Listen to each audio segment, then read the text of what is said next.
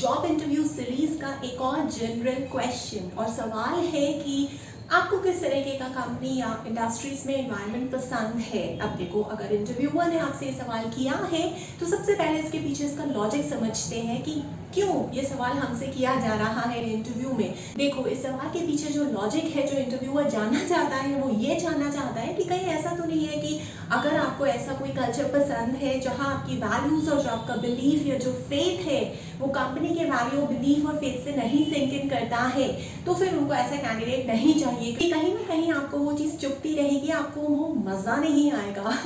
आपको इकोसिस्टम नहीं मिलेगा जिसमें आप हमेशा थ्राइव करते हैं और डिलाइटेड रहते हैं। और अगर आप एक्साइटेड नहीं रहेंगे, खुश नहीं रहेंगे, किसी न किसी चीज़ से आप परेशान होते रहेंगे, तो आप अपनी बेस्ट परफॉर्मेंस भी नहीं दे पाएंगे। और अगर आप बेस्ट परफॉर्मेंस नहीं दे पाएंगे तो कहाँ से आप अपने आप को इम्प्रूव करेंगे, या कहाँ से आप कंपनी के विजन, मिशन या ऑब्जेक्टिव्स या फिर उस जॉब के रोल्स को अच्छी तरीके से निभा पाएंगे।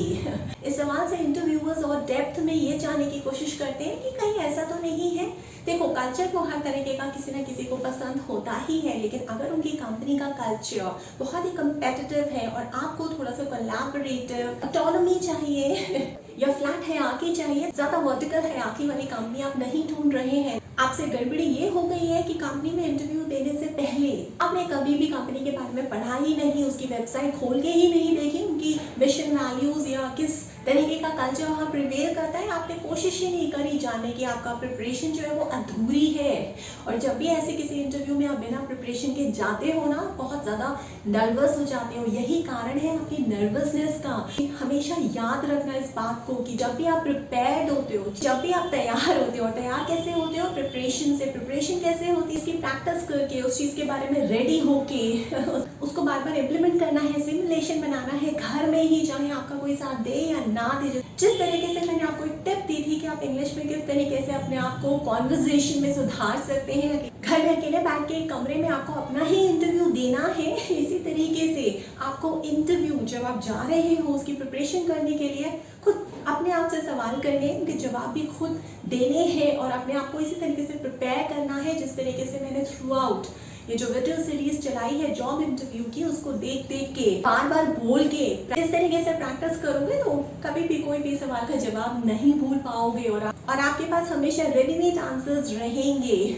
और आप हर तरीके के इंटरव्यू के लिए पहले से ही तैयार हो जाओगे। तो देखो, मान लो कि आपको ऑटोनॉमी पसंद है, लेकिन जहाँ आप इंटरव्यू देने आए हो वहाँ पे तो ऐसा कल्चर है ही नहीं, वो तो वर्टिकल ऑर्गेनाइजेशन है। वर्टिकल ऑर्गेनाइजेशन में तो आपको सबके ऊपर तक जाके हायरार्की वाइज सुननी पड़ती है, आपके पास वो पावर नहीं होती है, आपके पास, जी हाँ मैं आप ही से बात कर रही हूँ, आपके पास वो अथॉरिटी नहीं होती है कि आप अपने डिसीजंस अपने आप ले सको। आपको किसी न किसी से कंसल्ट करना है, किसी न किसी को इन्फॉर्म करना है, किसी न किसी से कुछ ना कुछ एडवाइस लेनी है, तभी आप कुछ डिसाइड कर सकते हो। लेकिन इस तरीके का कल्चर आपको पसंद ही नहीं है, आप मान लो कोलैबोरेटिव कल्चर को ढूंढ रहे हो, तो आपके जवाबों में वो स्पष्ट हो जाएगा। और सुनो, अब देखते हैं इससे रिलेटेड गलत और सही जवाब आप क्या लेके आते हो। काफी हद तक तो आपको अंदाजा लग गया होगा कि तो आप क्या बोल देते हो इसके ऑपोजिट जाके कि हमें जो है वो तो कोलैबोरेटिव कल्चर पसंद है, हमें थोड़ा पार्टिसिपेटिव तरीके का कल्चर पसंद है जहाँ हर किसी से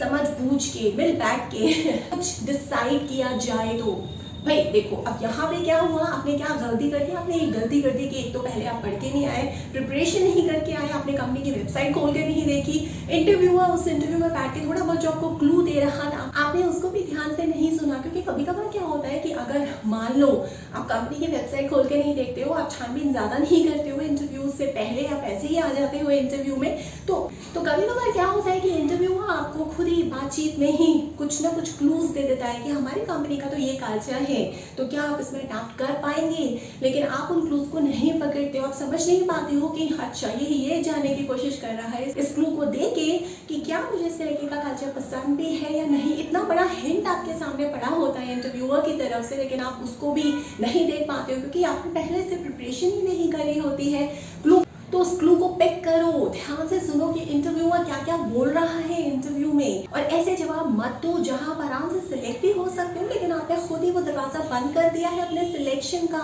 कि जहां पे आप आराम से सिलेक्ट हो सकते हो, आपने दरवाजा ही बंद कर दिया है। और आप में से कुछ लोग तो ये तो बोल सकते हैं कि देखो कल्चर की जहाँ तक बात है, हम हर तरह के कल्चर में अडैप्ट हो जाते हैं, क्योंकि मैं तो एकदम परफेक्ट बंदा हूँ, मैं हर तरह के लोगों के साथ मिलना जुलना पसंद करता हूँ, तो मुझे ज़्यादा फर्क नहीं पड़ता कि अगर कंपेटिटिव कल्चर है या कोलैबोरेटिव कल्चर है। ये भी गलत जवाब है। क्यों? क्योंकि ऐसा नहीं हो सकता कि आपको हर तरीके के लोग पसंद है, आपको हर तरीके के कल्चर्स पसंद है। ये एक ऐसी चीज है, एक ऐसा जवाब है जो हो ही नहीं सकता, और जो होता नहीं है दुनिया में उसको मत बोल देना इंटरव्यू में। अब देखते हैं फटाफट से इसके सही जवाब क्या हो सकते हैं। देखो, सही जवाब में आप कंपनी के बारे में पढ़ के आओ, वेबसाइट को देखो खोल के, कंपनी की विजन मिशन वैल्यूज जो है, वैल्यूज को भी याद करो, अपने टिप्स पे रखो, और उन वैल्यूज को किस तरीके से वो जो कंपनी है बढ़ावा देती है, क्या क्या छोटे छोटे ऑब्जेक्टिव्स के थ्रू वो जो वैल्यूज है कंपनी के एम्प्लॉयज में डाली जाती हैं, वो सारे स्टेप्स देखो, और अपना जो आपका बिलीफ है, आपका जो फेथ है, जो जिन चीज़ों पे आप विश्वास रखते हो,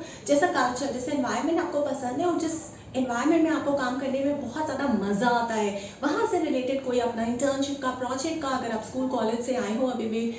पहली जॉब है या आपकी, आप फ्रेशर हो या आप किसी वर्क एक्स से आए हो, पहले काम कर चुके हो, वहाँ का कोई प्रोजेक्ट उठा के जहाँ पे ऐसा कल्चर था और आपने बहुत एंजॉय किया था, बहुत सक्सेसफुल रहे थे, जैसा इस कंपनी का कल्चर है जहाँ आप इंटरव्यू में बैठे हो, तो जब आप ऐसी चीज़ें बताओगे कि पहले भी मैं इस चीज़ को बहुत एंजॉय करता था, मुझे इसी तरीके का कल्चर एक्चुअली पसंद है, क्योंकि वहाँ पे मैंने बहुत ज़्यादा प्रमोशंस लिए, या वहाँ इस प्रोजेक्ट में या उस इंटर्नशिप या उस वर्क एक्स में मैं बहुत ज़्यादा अच्छी परफॉर्मेंस थी, मेरा ग्रेडिंग जो था वो थ्रू आउट ये रहा, मैंने बहुत सारे प्रमोशंस लिए, और इस तरीके से मैंने सबसे मिलजुल के, अगर वो कंपेटिटिव कल्चर था और इस कंपनी में भी कंपेटिटिव है, तो वो जवाब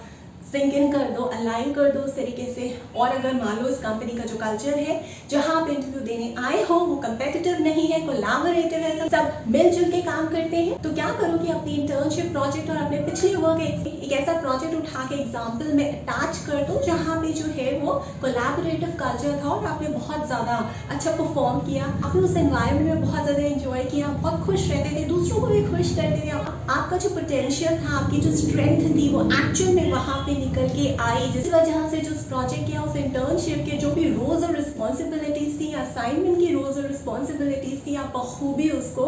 निभा पाए, आपने वो अचीव कर लिया, और वो भी समय पे, और उस प्रोजेक्ट के ख़त्म होने से क्लाइंट बहुत खुश हुआ या आपका प्रमोशन हो गया।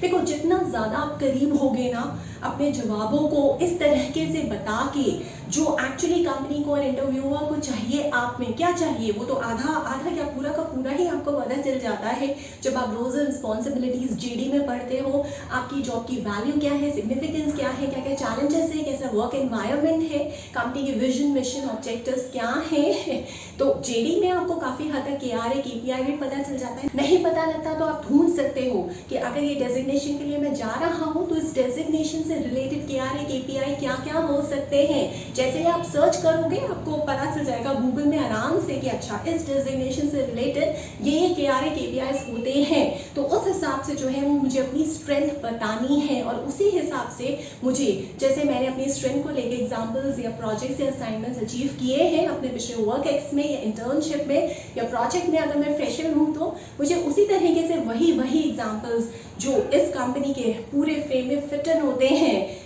सिर्फ और सिर्फ वही एग्जाम्पल्स मुझे फिट इन करने हैं, क्योंकि सिर्फ और सिर्फ यही एग्जाम्पल्स जो मुझे कंपनी के हर चीज़ के या इस जॉब के हर चीज़ के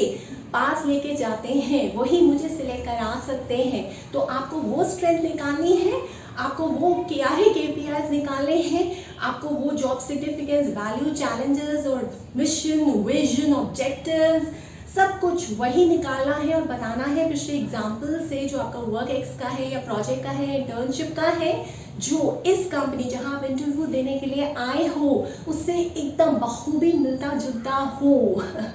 और जिस मोमेंट में आपने ये मैच कर दिया, बस याद रखना मेरी इस बात को कि सिर्फ और सिर्फ आप ही उस इंटरव्यू में सिलेक्ट होगे और कोई नहीं होगा। ये मेरा वादा है आपको और ये मैं चैलेंज भी करती हूँ। इसके अलावा भी अगर आपको कुछ और जानना है, अगर किसी टॉपिक में आपको डाउट है, आप चाहते हो कि आप मेरे साथ ऑनलाइन सेशन लो, तो आप व्हाट्सएप पे टॉपिक मुझे मैसेज कर सकते हो। मेरा फोन नंबर है 9311659252। और अगर आपको यूनिट हो, जैसे सरकारी सेटअप हो, या यूनिवर्सिटी या कॉलेज या स्कूल हो, अगर कोई आप प्राइवेट कंपनी हो, मल्टीनेशनल या ग्लोबल फर्म हो या एनजीओ हो, अगर आप चाहते हो कि मैं ऑनलाइन मोड के जरिए आप तक पहुंचूं, आपको गाइड करूं, काउंसिल करूं, कोच करूं, मेंटोर करूं, आपके एम्प्लॉइज को, आपके इंटर्न्स को, आपके manager, senior manager, CXO level के एम्प्लॉइज को या CEO फाउंडर को तो आप आ सकते हैं, मुझे प्रपोजल भेज सकते हैं। मेरा email एड्रेस है verma.roli@gmail.com।